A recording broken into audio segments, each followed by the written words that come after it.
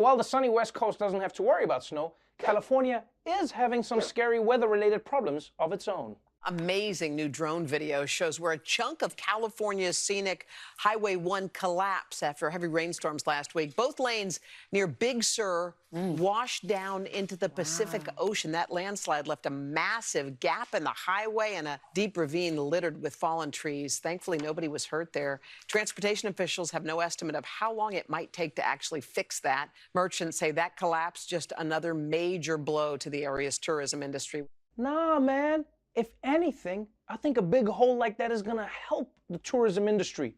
I mean, just look at the Grand Canyon. They were gonna patch that up years ago, but it's so popular that they've never even bothered. Now, luckily, nobody was on this road when it collapsed. But they do have to fix this road ASAP because since we all have GPS now, I don't know how obvious that hole is gonna be, right? People are just gonna be like, I mean, yeah, it looks like a hole, but Google says we should just go straight, so... I mean, what's the worst that could happen? And this does look scary. But you know who did enjoy it? That panda from the National Zoo. Aww. If only we all looked that adorable plunging to our deaths. Let's move on now to the coronavirus pandemic. The only thing with more mutations than Rudy Giuliani. The big issue right now is getting people vaccinated as quickly as possible. And now there's yet another thing making that harder than it should be. Assholes. The Los Angeles Times says dozens of anti-vaccination protesters disrupted operations at one of the largest vaccine sites in the country. They blocked entrances and forced the inoculation center at Dodger Stadium to close for about an hour Saturday. Hundreds of people waited in their cars to get shots. Some city officials are calling for increased security at testing and vaccination locations. Whoa. These people in LA had to sit in their cars for an hour.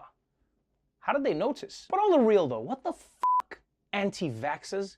If you don't want a vaccine, then don't get one. I don't agree with you, but don't ruin it for everyone else.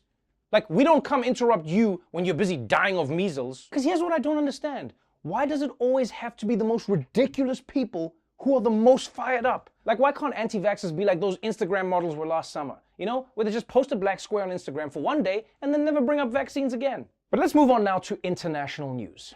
10 years ago, the country of Myanmar emerged from a half-century of military rule to transition to civilian government. But yesterday, the military apparently decided that they liked it better the old way.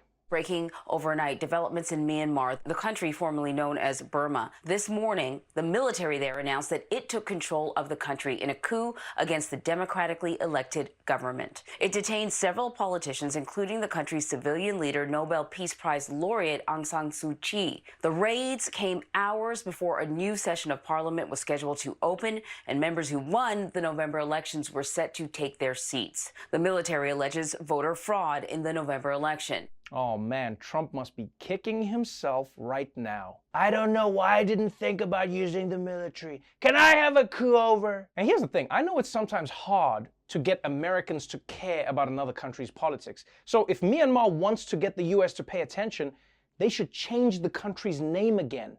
This time to the Capitol Building. Yeah, because if Americans heard that there was a coup at the Capitol Building, then they'd at least care about that for like 2 weeks. But I am hoping for the best for the people of Myanmar. And what this shows us is that maintaining a civilian-led democracy isn't easy and can't be taken for granted. When you think about it, civilians controlling the military is an amazing accomplishment in the first place, because the military has way more power. You know, it's like the political equivalent of having a pet T-Rex. What did I say about jumping on the couch? Bad Rex!